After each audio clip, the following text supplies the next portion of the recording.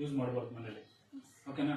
ಇನ್ನೊಂದು ಏನು ಈಗ ಒಂದು ಕವರ್ ತಂದಿರಲ್ಲ ಆ ಥರ ಕವರ್ ತರಬೇಡಿ, ಈ ಥರ ಯೂಸ್ ಮಾಡಿ. ಬಟ್ಟೆ ಚೀಲನೂ ಯೂಸ್ ಮಾಡಬೇಕು. ತರಕಾರಿ ತರಕ್ಕೆ ಹೋದರೆ, ಆಮೇಲೆ ಸ್ಕೂಲಲ್ಲಿ ಏನು ತೊಗೊಂಡು ಹೋದರೆ, ಎಲ್ಲ ಹೊರಗಡೆ ಹೋದರೂ ಕೂಡ ಪ್ಲಾಸ್ಟಿಕ್ ಯೂಸ್ ಮಾಡಬಾರ್ದು. ಇದರೊಳಗಡೆ ಇದರೊಳಗೆ ಇದನ್ನೇ ಯೂಸ್ ಮಾಡಬೇಕು. ಇದನ್ನು ಸ್ವಲ್ಪ ಯೂಸ್ ಮಾಡಿ. ಆಮೇಲೆ ಏನಾದ್ರು ತೊಗೊಂಬಂದಾಗ ಈ ರೀತಿಯಾಗಿ ಒಳಗಡೆ ಹಾಕಬೇಕು. ಈ ಬಾಟಲ್ ಒಳಗೆ ಏನಾಗ್ತದೆ, ಪ್ಲಾಸ್ಟಿಕ್ ಪೇಪರ್ ಕವರ್ ಉಳಿತಾವಲ್ಲ, ಈಗ ಚೆನ್ನ ಯೂಸ್ ಮಾಡ್ತೀಯಾ, ಕವರ್ ಉಳಿತಾ ಇದನ್ನು ತಗೊಂಡು ಇದು ಕೂರಿಸಿ ಇದೆಲ್ಲ ಕಟ್ಟಿಂಗ್ ಮಾಡಬೇಕು. ಕಟ್ಟಿಂಗ್ ಮಾಡಿ ನಮ್ಮ ದೇಶದಲ್ಲಿ ಪ್ಲಾಸ್ಟಿಕ್ ಮುಕ್ತ ಭಾರತ ಮಾಡಬೇಕು. ಮಾಡ್ತೀಯಾ? ಅದಕ್ಕಾಗಿ ಇದನ್ನು ಪ್ಲಾಸ್ಟಿಕ್ ದೂರ ಮಾಡಿ ಈ ಥರ ಕೈ ಚೀಲ ಉಪಯೋಗ ಮಾಡ್ಕೋಬೇಕು.